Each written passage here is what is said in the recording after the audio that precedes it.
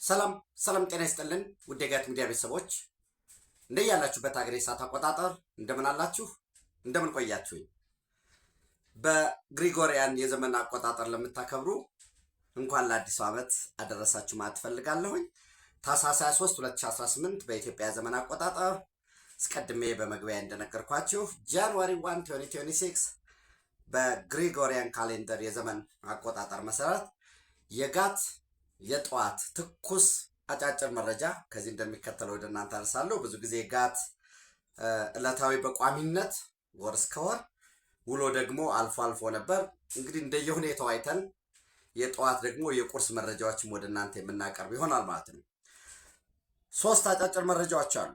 የመጀመሪያው መረጃ ኢትዮጵያ በአነስተኛ በአፍሪካ አህጉር አነስተኛ ወርቅ አቅራቢ የምትባል ሀገር ነች። ነገር ግን ለውጡን ተከትሎ በተለይ በባለፉት 7 ዓመታት ሰፋፊ ስራዎች በሁሉም ዘርፍ በማዕድን ዘርፉም እንዲሁ ስራዎች እየተሰሩ ነው። እንደምታውቁት ጋምቤላ ዘመናዊ ወርቅ ፋብሪካ ስራ ጀምሯል። በተመሳሳይ ጉጂ ዘመናዊ የወርቅ ፋብሪካ ስራ ጀምሯል። ወደ ስራ ኦልሞስት ቤንሻንጉል ጉሙዝ አሶሳ ዞን ኩምሩክ ወረዳ በተመሳሳይ የኩምሩክ ወርቅ ማዕድን በቦታው ላይ ሰፋፊ ስራዎች እየሰራ ነው። ሐይቅ ያለበት እስከ 10,000 ሰዎች የሚኖሩበት አገልግሎት የሚሰጥ በጣም ዘመናዊ የሆነ አንዳንዴ አርኤስኤፍ ማሰልጠኛ ነው የሚሉት የሳተላይት ኢሜጅስ ነው እንደያል ምንቀልደው ማለት ነው። 10,000 በላይ ወደ 12,000 አካባቢ ሰራተኛ የሚይዝ ማለት ነው። በተመሳሳይ ወለጋ ውስጥ የወለጋ የወርቅ ማምረቻ ከአዲስ አበባ 360 ኪሎ ሜትር ርቀት ላይ ቱሉ ካቢ የሚባል ቦታ ላይ በአመት እስከ 164,000 ኦውንስ ማምረት የሚችል ይህንን ወደ ስራ ለማስገባት አስፈላጊ የሆነ ፋይናንስ በተለይ ወደ $340 ሚሊዮን ግራንት አግኝቷል መንግስት ማለት ነው። በዚህ 240 ሚሊዮኑ ከአፍሪካ ልማት ባንክ አፍሪካ ዲቨሎፕመንት ሌንደርስ እንዲሁም 100 ሚሊዮን ደግሞ ኢኒኪቲ ፕሮቫይዲንግ ከፊ ጎልድ ኤንድ ኮፐር the projects developer with the financial backing needed to move into full scale construction በተለይ ኤክስኪዩቲቭ ቸርማኑ ሃሪ የሚባሉ ምንድነው ያሉት እጅግ በጣም ደስተኛ ነን አሁን ወደ ስራ ለመግባት በመጨረሻው ምዕራፍ ላይ እንገኛለን ነው የሚል መረጃ ያሰጡት። ልክ የዛሬ አመት በ2027 የመጀመሪያ 2 ወራት ውስጥ የወርቅ ምርቱን ወደ ዓለም አቀፍ ገበያ ማስገባት ይጀምራል ማለት ነው። በዚህ ኢትዮጵያ እስከ $1.5 ቢሊዮን ዓመታዊ የውጭ ምንዛሬ ትጠብቃለች ማለት ነው። በመጀመሪያ ምዕራፉ የኩምሩክ የወርቅ ማዕድንም በመጀመሪያ ምዕራፍ የኩምሩክ ወርቅ ማዕድንም በመጀመሪያ ምዕራፍ ብቻ $1 ቢሊዮን በአመት ያስገባል። ስለዚህ ከወርቅ ብቻ $2.5 ቢሊዮን በዝቅተኛ ያህል እንግዲህ በሆነ ወቅት የአንድ አመት የኢትዮጵያ ምርት ወደ ውጭ ገበያ ልኮ ይገኝ የነበረው ነው። በተመሳሳይ በቡና ምርት፣ በሻይ ቅጠል፣ በቅመማ ቅመም፣ በሰሊጥ በሁሉም ምርቶች ላይ ግቦች ተቀምጦ ስትራቴጂክ ግብ ተቀምጦ ከዛ ስትራቴጂክ ግብ ደግሞ ኦፕሬሽናል ፕላኖች ተዘጋጅተው በየአመቱ አፈጻጸምን ክትትል እየተደረገ ነው። ይሄ ለኢትዮጵያ አንድ በጣም መልካም ዜና ነው ብለን ልንወስድ የምንችለው ነው ማለት ነው። ይህንን ብዬ ወደ ቀጥታ ወደ የቀይ ባህር ማዕበል የቀይ ባህር ወጀብ ላይ ስንገባ እንደምታዩት እንግዲህ ዛሬ 2 ዓመት ሞላው። ኢትዮጵያ በ2024 ጃንዋሪ 1 ከቀድሞው የሶማሌላንድ ፕሬዝዳንት ሙሴ ቢሂ ጋር ክቡር ጠቅላይ ሚኒስትር ዶክተር አብይ አህመድ የፌዴሪ ጠቅላይ ሚኒስትሩ እዚህ አዲስ አበባ ላይ የጋራ መግባቢያ ስምምነት ተፈራርመው ነበር ሶማሌላንድ እና ኢትዮጵያ።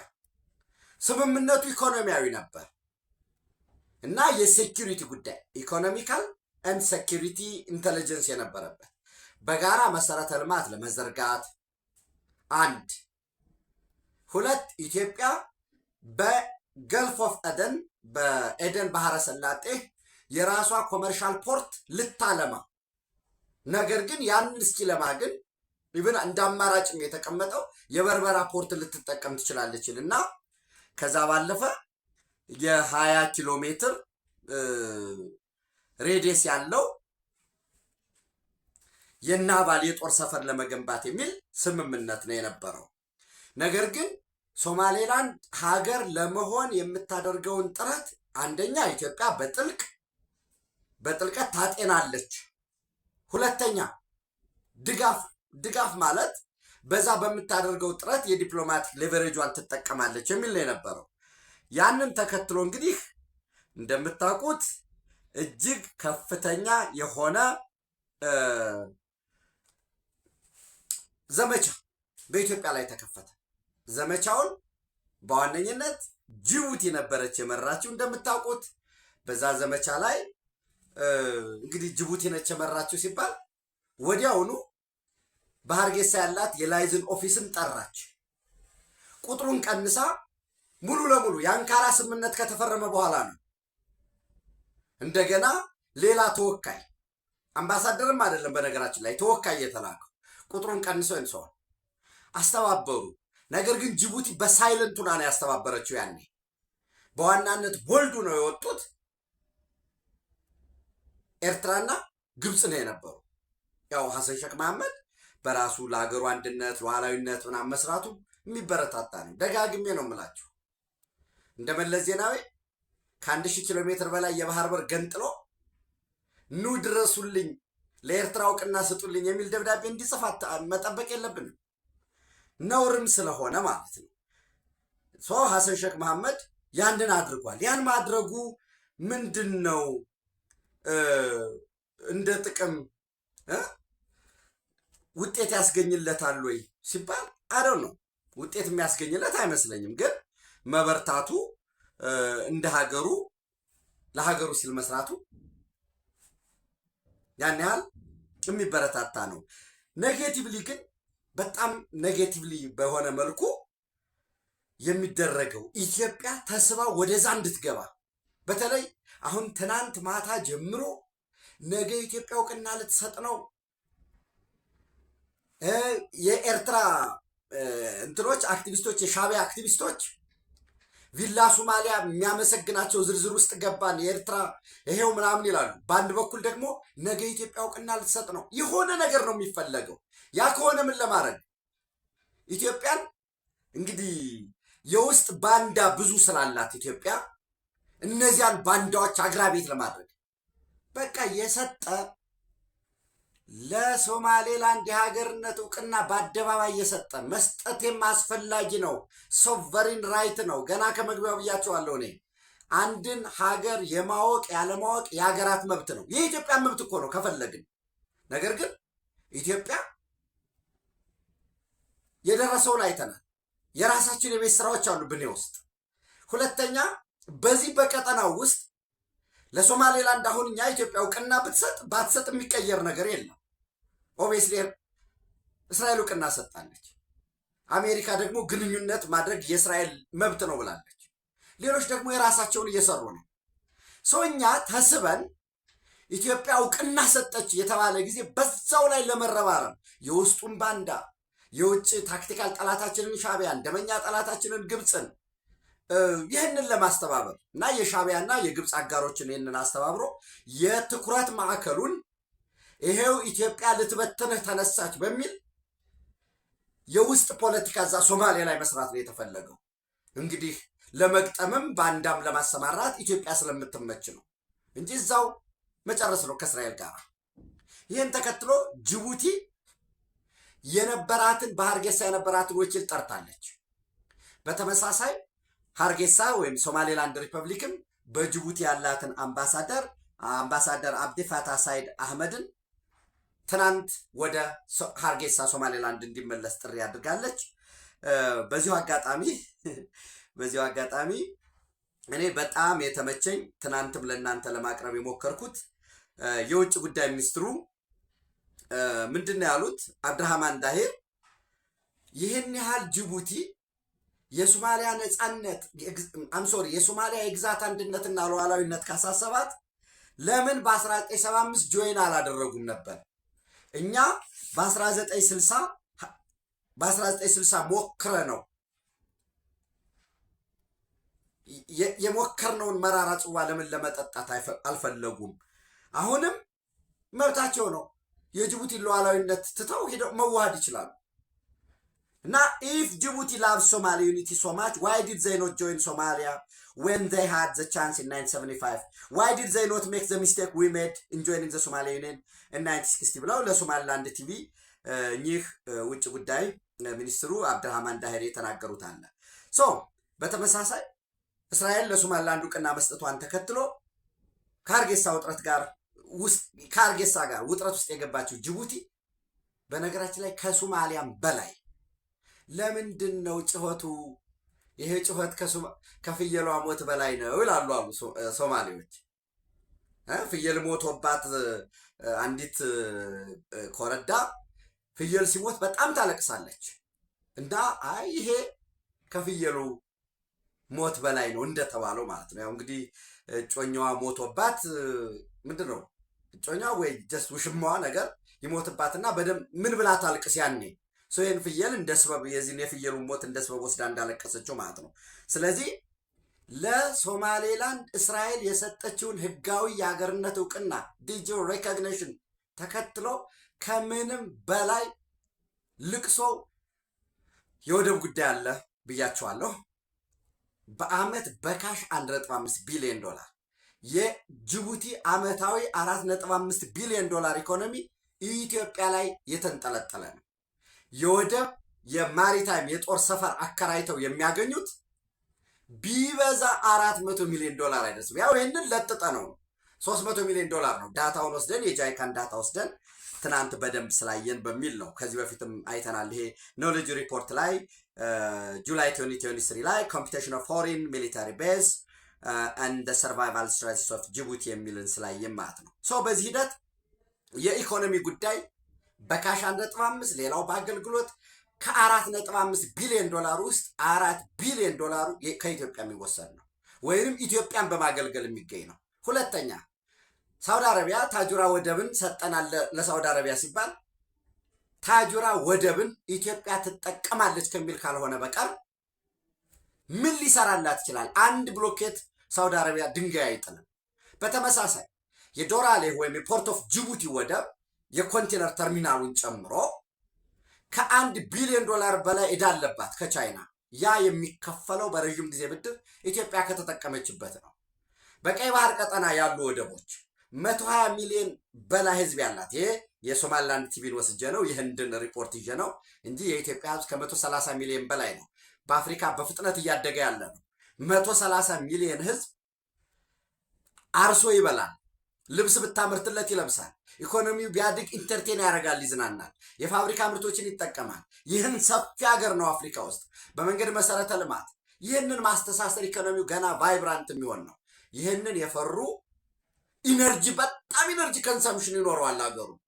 ብዙ ግድብ ያስፈልገዋል፣ ብዙ ምግብ ያስፈልገዋል፣ ብዙ መስኖ ያስፈልገዋል፣ ብዙ እርሻ፣ ብዙ ምርጥ ዘር፣ ብዙ ፋብሪካ፣ የዱቄት ዋቴቨር፣ የዘይት እያለ ይቀጥላል።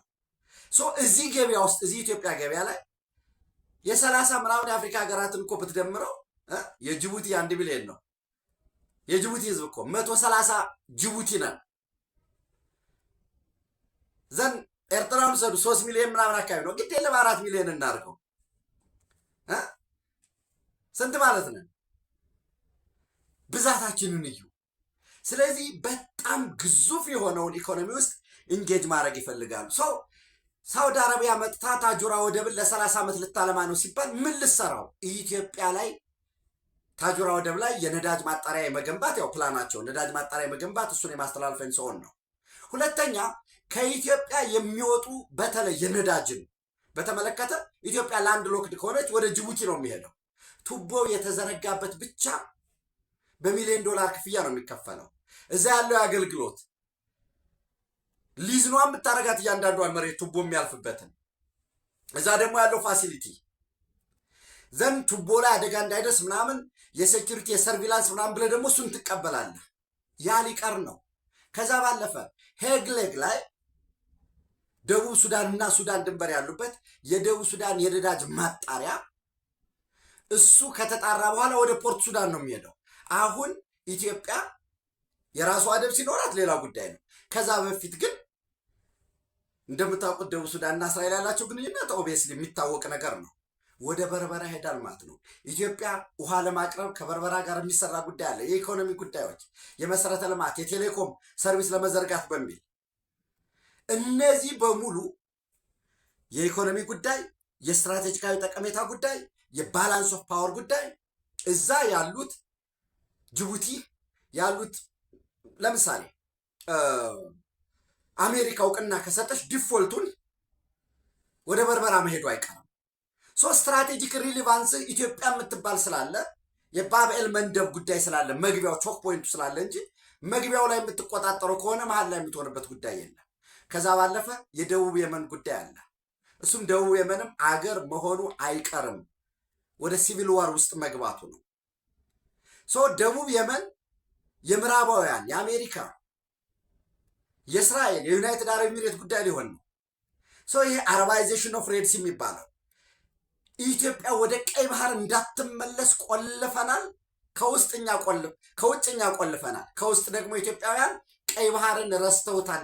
ቀይ ባህርን አሰቡ ማለት ጦርነት ይፈጠራል በሚል ፍርሃት ውስጥ እንዲገቡ አድርገናል የሚባለው ሪቶሪክ ተሰብሮ ልክ የዛሬ 2 ዓመት ነበር ያ ስምምነት የነበረው። ያ ስምምነት ለሶማሌላንድ ኢትዮጵያ እውቅና የምትሰጥበትን ሁኔታ በጥልቀት ታጤነዋለች፣ ከሌሎች ጋርም አብራ ትሰራለች የሚል እንጂ ለምሳሌ ቢቢሲ ባወጣው ላይ እንደዛ ተብሎ መጠቀስ አልነበር። ቢቢሲ ምንድን ነው የሚለው?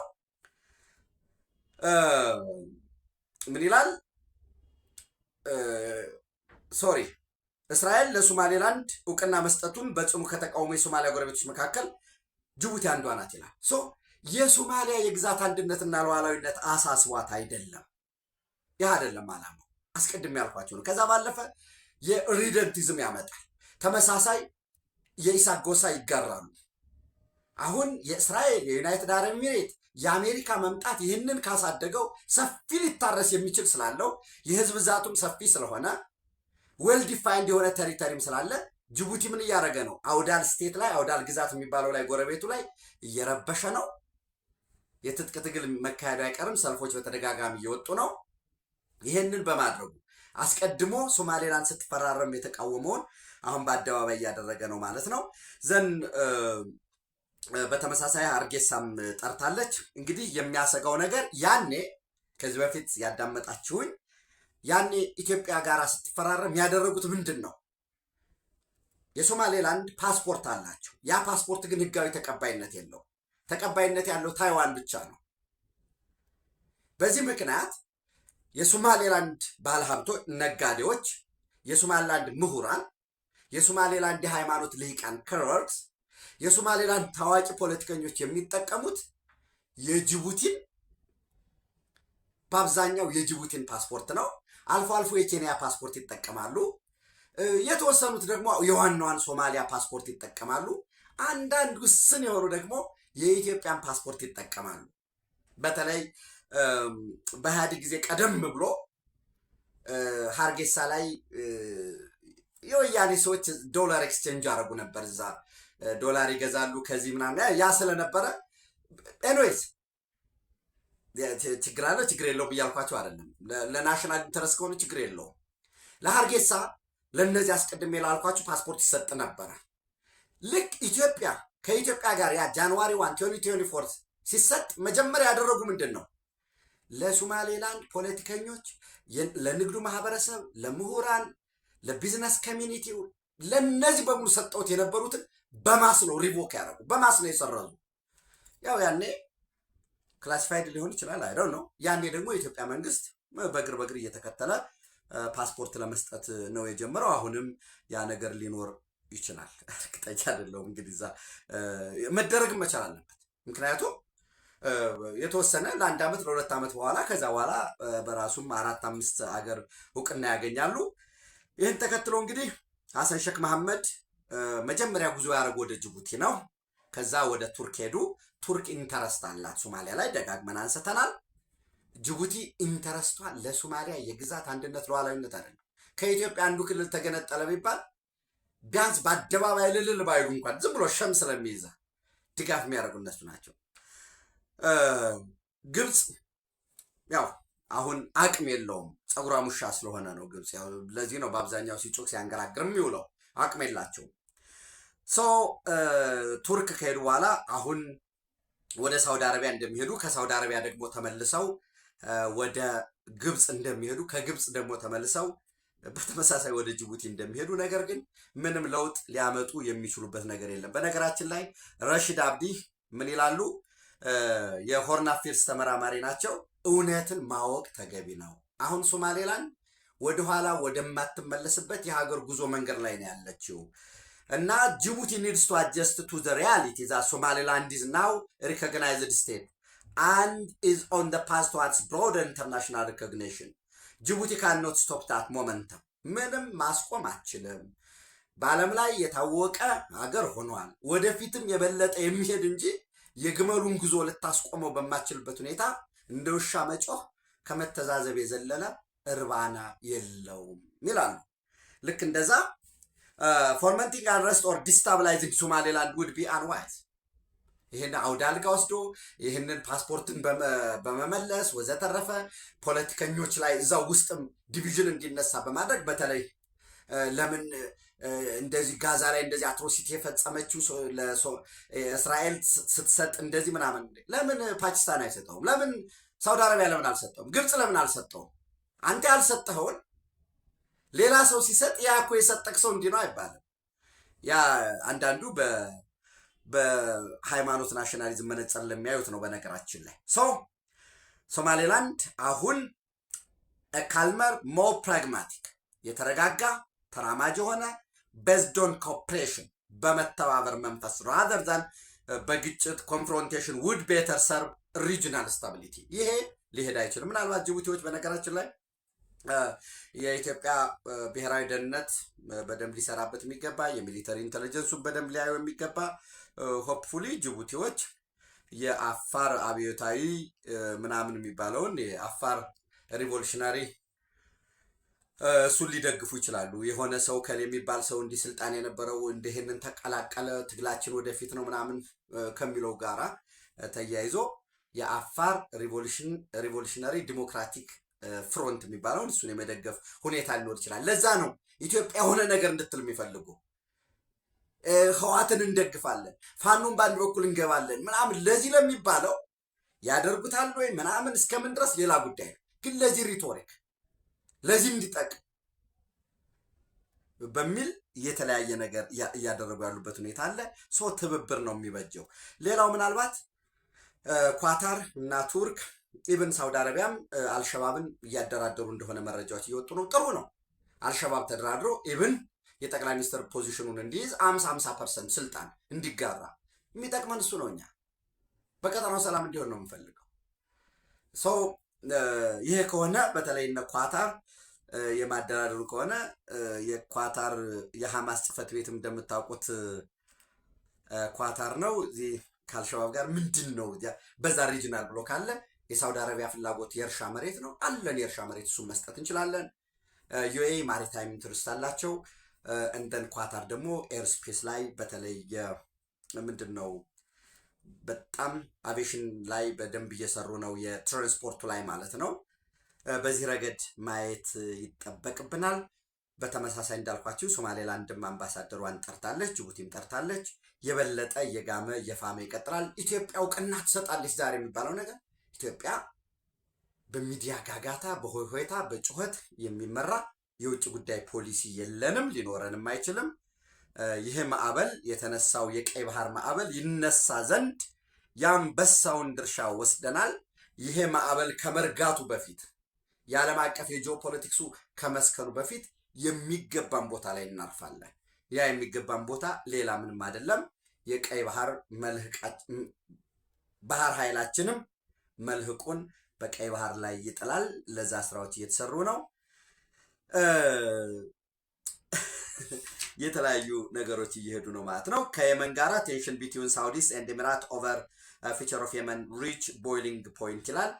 በነገራችን ላይ የአፋሕድን የአማራ ፋኖ ህዝባዊ ድርጅትና የአማራ ፋኖ ብሔራዊ ኃይል አንድ ለማድረግ ሰነድ በእጄ ገብቷል፣ ሰነድ በእጃችን ገብቷል ብያቸው ነበረ። በዚያ ሰነድ ወልቃይትን በተመለከተ የሚጠቅሰው እንግዲህ ጥያቄው ብዙ አሉ። እንደ ወልቃይትን እንደማሳያ ወስጄ ነው ዘን አፋሕድና አፋብሃ በጋራ ግንባር መስርተን እንታገላለን በሚል ስምምነት ውስጥ ገብተው ነበረ፣ እየተነጋገሩ ነበረ። ነገር ግን መጨረሻ ላይ አፋሕድ የአማራ ፋኖ ህዝባዊ ድርጅት የሚባለው የቀረው ተቆርጦ የቀረው እነ መከታው እነ እስክንድር ያሉበት በዛም እነ ኢያሱ ያሉበት ማለት ነው። በአፋሕድ በኩል ስፔሲፊክ ሆኖ ወልቃይት የማንደራደርበት የአማራ ርስት ነው ተብሎ መግለጫ ውስጥ ይካተት ሲባል ሻዕቢያ መሩ፣ ህወሓት መሩ። በዋናነት ሻዕቢያ ኪስ ውስጥ የገባው አፋሕድ አፋብሃ እነ ዘመነ የሚመሩት የአማራ ፋኖ ብሔራዊ ኃይል አፋሕድ ከሻዕቢያ ጋር ግንኙነት ለመመስረት ጽሕፈት ቤት ለመክፈት በእነ እስክንድር በኩል ሞክሮ ነበር። ብዙም ርቀት አልሄደም። ድጋፍ አግኝተዋል በገንዘብ በኩል።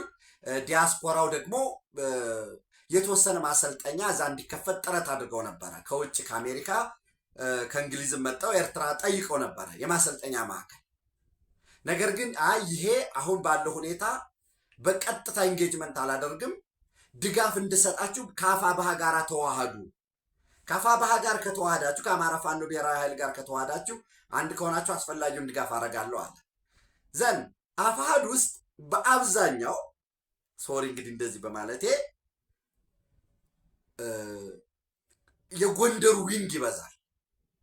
ይሄ የጎንደሩ ዊንግ ደግሞ በፍጹም በወልቃይት ላይ የሚደራደር ወልቃይትን አሳልፌ እሰጣለሁኝ ካለ ያልቅለታል።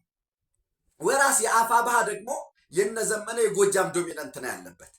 they don't care ወልቃይትን እንሰጣለን ብለው ተስማምተዋል። ከህወሓት ጋር የተስማሙ እኛ ወልቃይትን ለኛ ሰጣላችሁ፣ እኛ ደግሞ እናንተን ወደ 4 ኪሎ እንሸኛቸዋለን ነው። ዘንድ ተዋህዱ ተነጋገሩ ሲባል አፋሕድ የወልቃይት ጉዳይ እንዲገባለት ጠየቀ። አፋብሃ አላውቅም አለ። በዚህ ምክንያት የሁለቱ ስምምነት ፈርሷል። ዲቴል እያንዳንዱ ጉዳዮችን እየጠበቅን ነው። በጋት ውሎ አሊያም በጋት ዕለታዊ በዝርዝር ወደ እናንተ መጣበታለሁ። ኢትዮጵያ በክብር ለዘላለም ትኖር። ታንኪዩ